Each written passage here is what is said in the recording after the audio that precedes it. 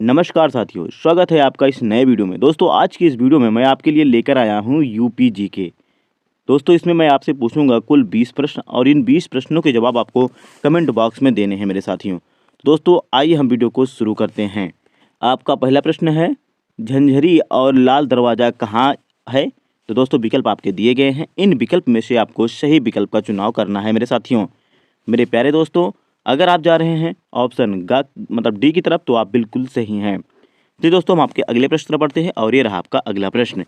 प्रश्न नंबर 2, राज ललित कला अकादमी कहाँ है? दोस्तों विकल्प आपके सामने हैं। इन विकल्प में से आपको सही विकल्प का चुनाव करना है मेरे साथियों। मेरे प्यारे दोस्तों, अगर आप जा रहे हैं ऑप्शन बी यानी कि लखनऊ की तरफ तो आप बिल्कुल सही हैं। चलिए दोस्तों, हम आपके अगले प्रश्न पर बढ़ते हैं और ये रहा आपका अगला प्रश्न। प्रश्न नंबर 3, भारत तीन नाटक अकादमी कहाँ अवस्थित है? दोस्तों आपको बताना है। आपके विकल्प दिए गए हैं। इन विकल्प में से आपको सही विकल्प का चयन करना है मेरे साथियों। मेरे प्यारे दोस्तों, अगर आप जा रहे हैं ऑप्शन डी यानी कि लखनऊ की तरफ तो आप बिल्कुल सही हैं। चलिए दोस्तों, हम आपके अगले प्रश्न पर बढ़ते हैं और ये रहा आपका अगला प्रश्न। आधुनिक चित्रकला का आरंभ कब से माना जाता है मेरे दोस्तों? विकल्प आपके सामने है और इन विकल्पों का आपको सही जवाब देना है मेरे साथियों। मेरे प्यारे दोस्तों, अगर आप जा रहे हैं ऑप्शन ए यानी कि 1911 की तरफ तो आप बिल्कुल सही हैं। चलिए दोस्तों, हम आपके अगले प्रश्न पर बढ़ते हैं और ये रहा आपका अगला प्रश्न। आपका अगला प्रश्न है, राज्य में सांस्कृतिक विभाग की स्थापना कब की गई? मेरे प्यारे दोस्तों, विकल्प आपके सामने है। इन विकल्प में से आपको सही विकल्प का चुनाव करना है। मेरे प्यारे दोस्तों, अगर आप जा रहे हैं ऑप्शन बी यानी कि 1957 की तरफ तो आप बिल्कुल सही हैं। चलिए दोस्तों, हम आपके अगले प्रश्न पर बढ़ते हैं और ये रहा आपका अगला प्रश्न। प्रश्न नंबर 6, अमीर खुसरो का जन्म किस जनपद में हुआ था? दोस्तों आपको बताना है। विकल्प आपके सामने है और इन विकल्प में से आपको सही विकल्प का चयन करना है मेरे साथियों। मेरे प्यारे दोस्तों, अगर आप जा रहे हैं ऑप्शन सी यानी कि कासगंज की तरफ तो आप बिल्कुल सही हैं। चलिए दोस्तों, हम आपके अगले प्रश्न पर बढ़ते हैं और ये रहा आपका अगला प्रश्न। भारत कला भवन कहाँ है? दोस्तों आपको बताना है। विकल्प आपके सामने है और इन विकल्प में से आपको सही विकल्प का चयन करना है मेरे दोस्तों। मेरे प्यारे साथियों, आपको इस विकल्प का बिल्कुल सही उत्तर बताइए। अगर आप जा रहे हैं ऑप्शन बी यानी कि वाराणसी की तरफ तो आप बिल्कुल सही हैं। चलिए दोस्तों, हम आपके अगले प्रश्न पर बढ़ते हैं और ये रहा आपका अगला प्रश्न। प्रश्न नंबर 8, किस मुगल बादशाह के काल में चित्रकला अपने चरमोत्कर्ष पर थी? दोस्तों आपको बताना है। विकल्प आपके सामने है और इन विकल्प में से आपको सही विकल्प का चुनाव करना है मेरे साथियों। मेरे प्यारे दोस्तों, अगर आप जा रहे हैं ऑप्शन सी यानी कि जहांगीर की तरफ तो आप बिल्कुल सही हैं। चलिए दोस्तों, हम आपके अगले प्रश्न पर बढ़ते हैं और ये रहा आपका अगला प्रश्न। प्रश्न नंबर 9, नाटक शास्त्र की रचना किसने की? दोस्तों विकल्प आपके सामने है। इन विकल्प में से आपको सही विकल्प का चयन करना है मेरे साथियों। मेरे प्यारे दोस्तों, अगर आप जा रहे हैं ऑप्शन डी भरत मुनि के पास तो आप बिल्कुल सही हैं। मेरे प्यारे साथियों, चलिए हम आपके अगले प्रश्न पर बढ़ते हैं और ये रहा आपका अगला प्रश्न। अगला प्रश्न है, किस मुगल बादशाह ने चित्रकारी के लिए अलग विभाग की स्थापना की थी? दोस्तों विकल्प आपके सामने हैं। इन विकल्प में से आपको सही विकल्प का चुनाव करना है। मेरे प्यारे साथियों, अगर आप जा रहे हैं ऑप्शन बी यानी कि अकबर की तरफ तो आप बिल्कुल सही हैं। चलिए दोस्तों, हम आपके अगले प्रश्न पर बढ़ते हैं और ये रहा आपका अगला प्रश्न। आपका अगला प्रश्न है, मध्यकाल में उत्तर प्रदेश की मुख्य चित्रकला शैली थी। दोस्तों विकल्प आपके सामने हैं। इन विकल्प में से आपको सही विकल्प का चुनाव करना है। मेरे प्यारे साथियों, अगर आप जा रहे हैं ऑप्शन बी यानी कि आगरा की तरफ तो आप बिल्कुल सही हैं। चलिए दोस्तों, हम आपके अगले प्रश्न पर बढ़ते हैं और ये रहा आपका अगला प्रश्न।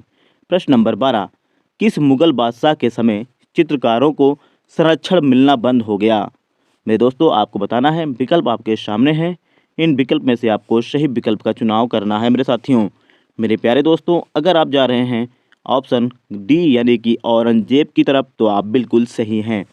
चलिए दोस्तों, हम आपके अगले प्रश्न पर बढ़ते हैं और ये रहा आपका अगला प्रश्न। आपका अगला प्रश्न है, उत्तर प्रदेश संगीत नाटक अकादमी की स्थापना कब की गई? मेरे दोस्तों विकल्प आपके सामने हैं। इन विकल्प में से आपको सही विकल्प का चुनाव करना है। मेरे प्यारे दोस्तों, अगर आप जा रहे हैं ऑप्शन बी यानी कि 1963 की तरफ तो आप बिल्कुल सही हैं। चलिए दोस्तों, हम आपके अगले प्रश्न पर बढ़ते हैं और ये रहा आपका अगला प्रश्न। आपका अगला प्रश्न है, मंदिर निर्माण की कला का विकास किस काल में हुआ?